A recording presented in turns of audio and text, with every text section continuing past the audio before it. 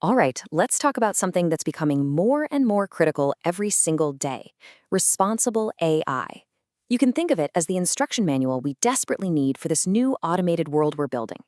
It's all about making sure the tech we create actually serves us and not the other way around. So let's just start with the most basic question, right? We hear all the time about how amazing and powerful AI is. But what happens when it messes up? Because when these systems get it wrong, it's not just some little computer glitch. We're talking about real world consequences that can impact someone's job, their money, even their freedom. I mean, check out this story. It's a perfect example. An Air Canada chatbot just made up a refund policy and told a customer they were entitled to it. And when the customer tried to get their money, get this, the airline's defense was that the chatbot was a separate legal entity. They actually tried to argue they weren't responsible for it. Now, thankfully, the court didn't buy it, but it just exposes this massive accountability problem. Companies want all the benefits when AI works, but none of the blame when it fails. And it's not just about accountability. There's this huge problem with bias. Amazon had to completely scrap an AI recruiting tool because they discovered it was discriminating against women.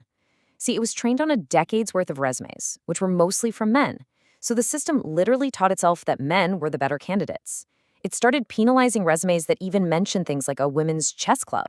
This is the real danger. AI doesn't just copy our human biases, it puts them on steroids, amplifying them on a massive scale. Okay, so these problems are clearly a big deal. So what do we do about it? How do we stop this stuff from happening? Well, that's exactly where the idea of responsible AI comes in.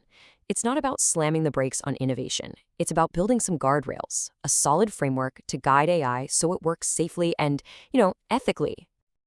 And at the heart of this framework, you've really got 5 key ideas. First up is transparency. We have to know what the system is actually doing, what's going on under the hood. Then there's fairness, which is all about preventing that kind of discrimination we saw with Amazon. Third, you've got privacy, making sure our personal data is safe. Next is accountability, so we actually know who's responsible when things go sideways, unlike in that Air Canada mess.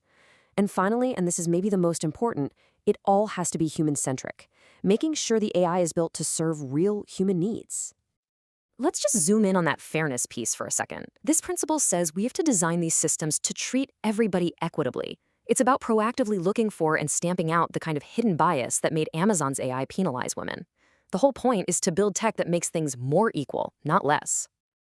Now, here's where it gets a little tricky. Putting these principles into action isn't as easy as just going down a checklist. In the real world, it's actually a super complex balancing act. A lot of these great ideas can actually clash with each other, and that forces companies to make some really tough calls about what to prioritize. So think about this classic conflict: transparency versus privacy. To make sure an AI is being fair, you really need to look at its training data, right? To audit it. But what if that data is full of sensitive, personal info from millions of people? If you release that data, you've just created a massive privacy disaster. So you see the problem? You can't always have everything at once. Making these trade-offs is just part of the deal.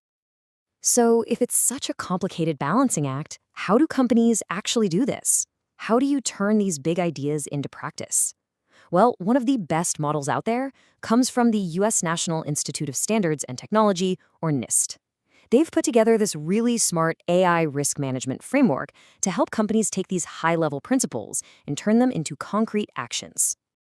The framework basically has 4 parts. It all starts with govern, which is about creating that culture of responsibility, the very thing Air Canada tried to dodge.